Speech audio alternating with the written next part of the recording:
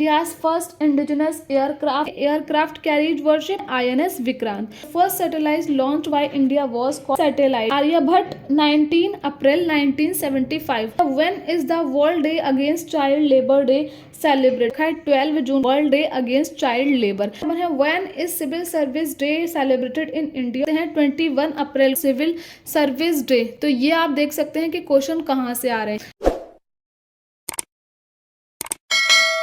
Hello everyone, welcome to my channel and today we are discussing BA Political Science JMI Entrance Examination 2022 जिसका code है B05। उन videos में हमने English portion cover किया है and static GK वाला part cover कर चुके हैं जिसमें मैंने बिग प्रूफ दिखाया है कि क्वेश्चंस कौन सी बुक से आ रहे हैं, तो प्लीज आप उनको भी जाकर जरूर देखें। So let's start. क्वेश्चन पे चलते हैं। Tom walked 10 metre towards north and then turn right and walk 25 metre. तो इस तरीके के जो भी क्वेश्चंस होंगे ना डायरेक्शन वाले, रिलेशनशिप वाले क्वेश्चंस की तरह ही करना है। जैसे जैसे ये बोलते रहे वैसे वैसे फटाफट ड्रॉ करते रहो, क्योंकि आपके पास वहां पर इतना टाइम नहीं होगा कि आप पहले एक बार पूरा पढ़ो एंड देन फिर उसके बाद में आप फिर से पढ़ो। तो आप क्या करना है, एक बार जैसे ही आपने पढ़ा पूरा एंड देन ये देखना है कि हमसे पूछा क्या गया है। जैसे ही हमें ये पता चलता है हमसे पूछा क्या गया है, फटाफट एक एक लाइन पढ़ के और उसको ड्रॉ करना स्टार्ट कर दो। जैसे कि Tom walk 10 metre towards north. अब मान लीजिए टॉम यहाँ खड़ा है और उसने नॉर्थ क्या होगा, ऊपर वाली साइड होगी। ये नॉर्थ है, ये साउथ है और ये वेस्ट है, ये ईस्ट है। जहां पर भी आप ड्रॉ करना स्टार्ट करें तो सेंटर को मान लिया करिए कि वो वहां पर खड़ा है। लाइक अभी आप प्रैक्टिस कर रहे हैं एग्जामिनेशन हॉल में है, जहां पर भी हैं आप अपने सामने वाली पोजीशन को नॉर्थ मान लीजिए। तो अब इन्होंने क्या बोला, Tom walk 10 metre towards north. तो पहले तो उसको 10 मीटर नॉर्थ की तरफ चला दीजिए और यहाँ लिख दीजिए स्पेस में 10 मीटर, ताकि आपको याद रहे कि वो कितना चला था। And then turn right. फिर उसने क्या किया, टर्न राइट किया। अब आप बैठे हैं तो आप जब नॉर्थ की तरफ ऐसे बैठे तो आपका राइट वाला हैंड होगा वो ये वाला होगा, तो आप राइट की तरफ उसको चलाएंगे 25 मीटर। ठीक है, 25 मीटर चलाने के बाद में then he turn right and walk 30 metre. अब वो फिर से राइट मुड़ा। ठीक है, तो राइट उसको फिर से मुड़ा दिया 30 मीटर, यहाँ पर लिख दिया 30 metre. Now he turn left and walk 10 metre. Left में टर्न कर दिया और कितना चलाया, 10 metre. Finally he turn left and walk 20 metre. उसको लेफ्ट में चलाना है फिर से 20 metre. How far and in which direction is he from the starting point. Starting point से वो कितनी दूर है और किस डायरेक्शन में है।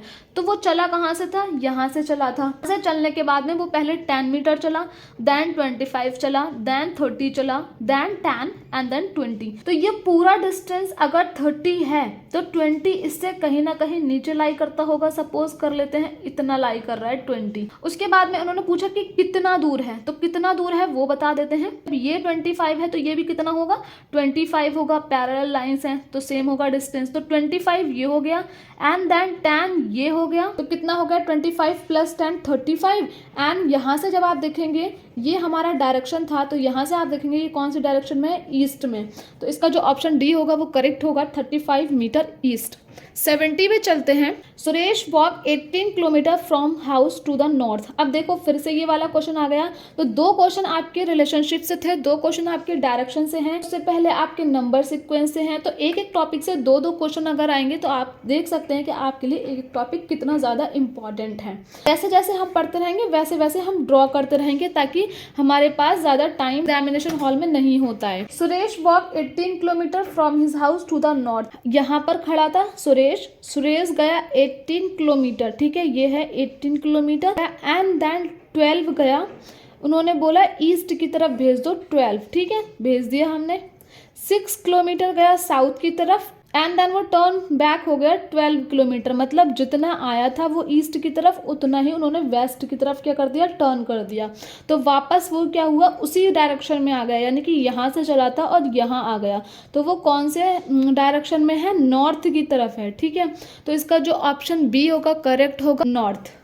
71 पे जाने से पहले उन्होंने कुछ डायरेक्शन दे रखे हैं, वो हमें पढ़ना होगा। In each of the following question two statement numbered 1 and 2 are given. There may be cause and effect relationship between the two statement. These two statement may be the effect of the same cause or independent cause.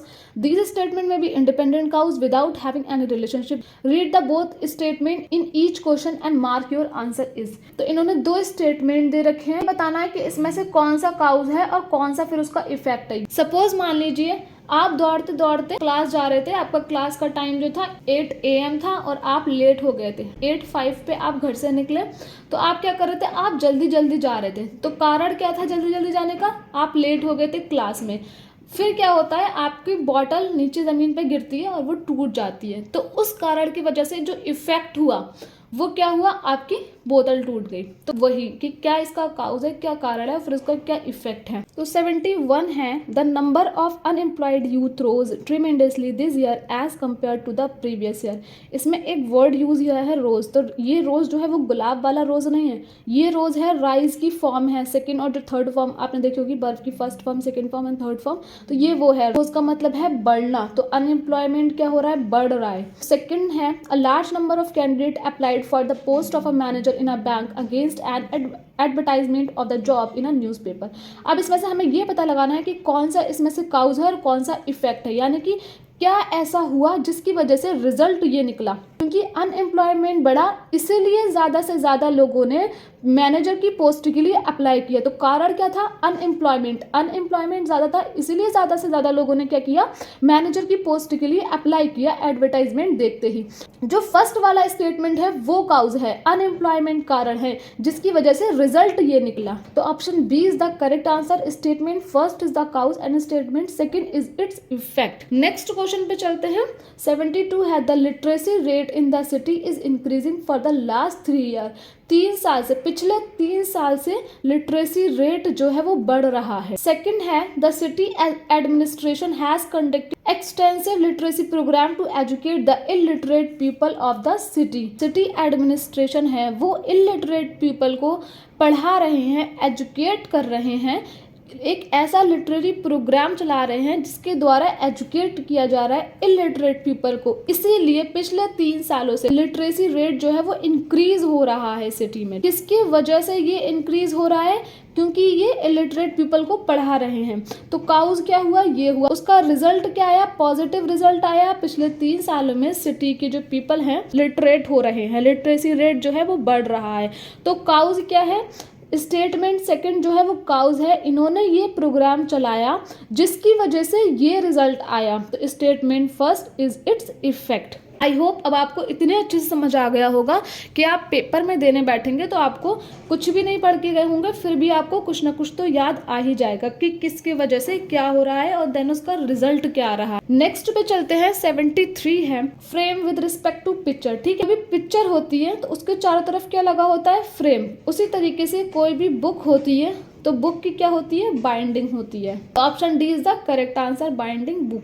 74 है, chef restaurant. तो option C is the correct answer, teacher and school. Chef कहाँ काम करता है, restaurant में। इसी तरीके से टीचर कहाँ पढ़ाता है, स्कूल में। नेक्स्ट है 75, look at the series 46, 44 which number should come next. यानी कि ये डैश वाली जगह में क्या आएगा, तो आपको ये साफ साफ दिखता होगा -2 एंड देन -4 -2 -4, यही सीक्वेंस इसमें चल रहा है। तो नेक्स्ट क्या आएगा, -2।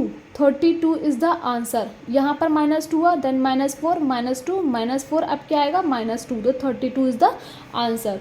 76 है, which number could replace the underline mark in the series 20, 40, 100 -820। Option number सी जो होगा वो इसका करेक्ट आंसर होगा 280। 77 पे चलते हैं। In certain code paper is written as ये, then how table is written in that code. सबसे पहले हमने क्या लिखा, पेपर, जो उसका कोड दे रखा था वो कोड लिखा, एंड देन मैंने आपको दिखा दिया कि क्या सीक्वेंस बन रहा है। तो इसी तरीके से आप टेबल का भी सीक्वेंस बनाएंगे। ऑप्शन डी है वो जो करेक्ट आंसर हो जाएगा, UBAEL। 78 पे चलते हैं। A mother is twice as old as her son. If 20 years ago the age of the mother was 10 times the age of the son, what is the present age of the mother. तो relationship वाले question हो गए, direction वाले हो गए, coding recording और इस तरीके के जितने भी क्वेश्चन हैं मैं आपको काफ़ी बार समझा चुकी हूँ। अगर आपको इस तरीके के और भी क्वेश्चन प्रैक्टिस करने हैं तो आप मेरे वेरियस जो एंट्रेंस पेपर मैंने सॉल्व कर रखे हैं और अच्छे से उसमें सॉल्यूशन भी बताए हैं कि आंसर अगर ये आ रहा है तो क्यों आ रहा है, पूरा सॉल्व करके भी दिखाया है, तो प्लीज़ मैं लिंक डिस्क्रिप्शन में दे दूंगी, आप जाके उसको टैप करके देख लीजिएगा। इसका जो आंसर होगा वो B is the correct answer. 79 है। Geeta has 4 children, 2 of the children have green eyes, 2 of the children have blue eyes. Third है, half of the children are girls. If all the statement are true, which of the following statement must be true. तो इसमें से देखने, at least 1 boy has blue eyes, 2 of the children are girls, the girls have green eyes. तो इसमें से कौन कौन सा ट्रू है? First and second only, 2 and third only.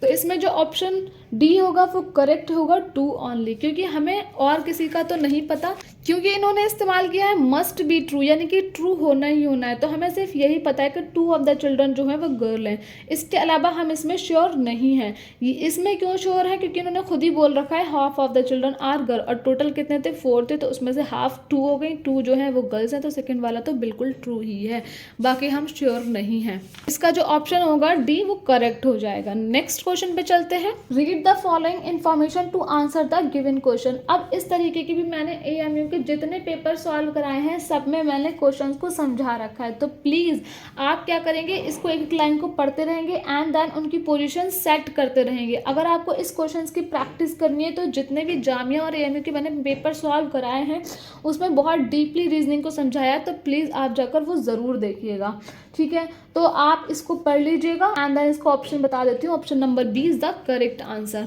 81 is Sujalam Suphalam Jal Sanchay अभियान is water conservation scheme of which Indian state or UT?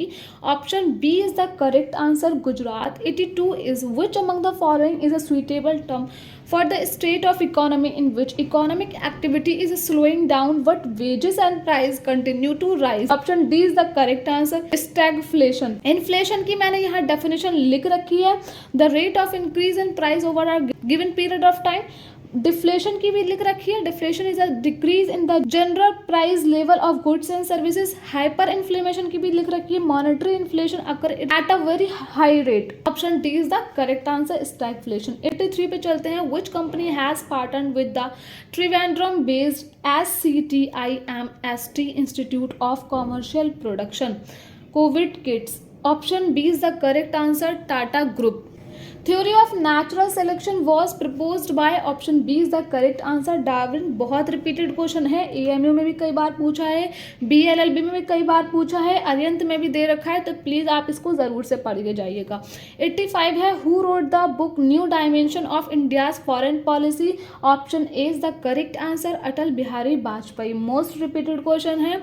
Author and books को आपको बहुत अच्छे से पढ़ के जाना है, मिसलिनियस वाला पार्ट आपको बिल्कुल नहीं छोड़ना है, अरिहंत के पीछे दे रखा है, आपको नाज गाइड है उसमें भी दे रखा होगा, और आपके पास कॉन्सेप्टम है तो भी दे रखा होगा उसमें।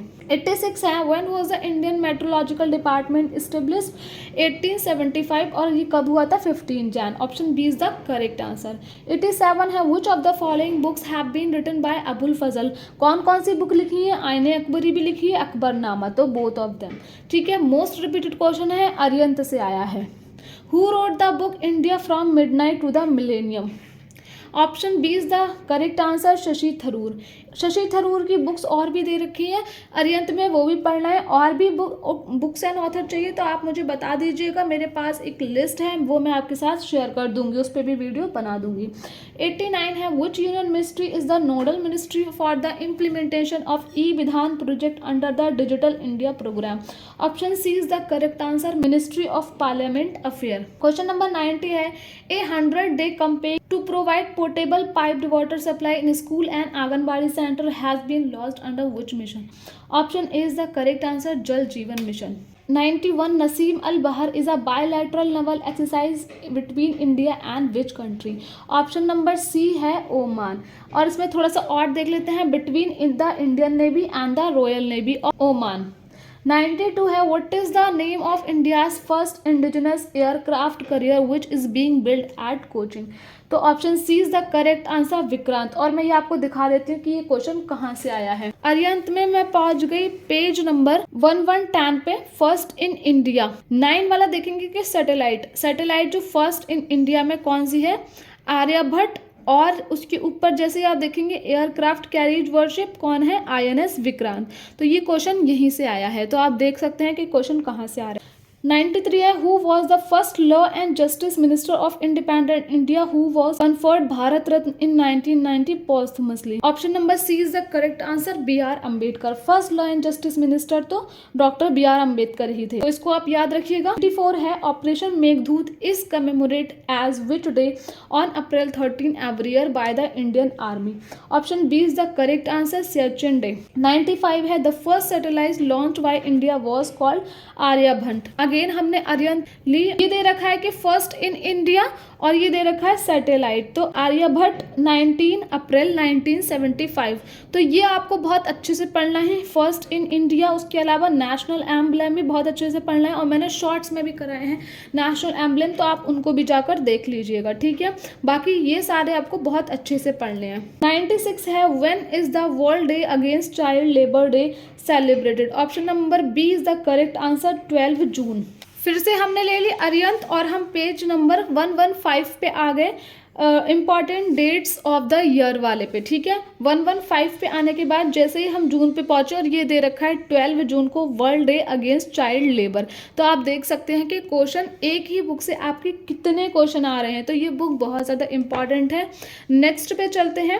97 है when is civil service day celebrated in India. Option B is the correct answer, April 21। Again हम आगे 114 पे और आप यहाँ पर देख सकते हैं 21 अप्रैल को सिविल सर्विस डे। तो ये आप देख सकते हैं कि क्वेश्चन कहाँ से आ रहे हैं। तो option B is the correct answer, 21 April. 98 Chacha Chaudhary has been declared as the mascot of which programme in India. तो option C is the correct answer, Namami Gange programme.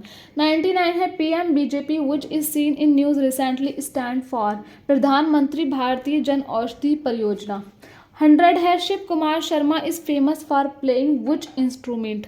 तो कौन सा, संतूर। क्वेश्चन नंबर 100 के लिए हम आ गए जनरल नॉलेज 2022 पे और पेज नंबर 27 पे।